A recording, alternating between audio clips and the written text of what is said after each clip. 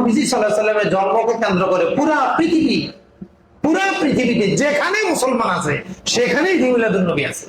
এখনো বর্তমান পৃথিবীতে শুধু আমাদের ভারতবর্ষের দেওবন্দি ওলামায়ে কেরাম ছাড়া আর সৌদি আরবের সালাফি আলেম ছাড়া পৃথিবীর কোন আলেম মিলাদ কিয়াম ঈদ মিলাদুন নবীর বিরুদ্ধে কথা বলে না।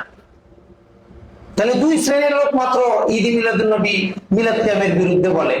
একটা হলো আমাদের কিছু অবুঝ দেওবন্দি ভাই যারা নিজেদের মুরব্বীদের ইতিহাস জানে না।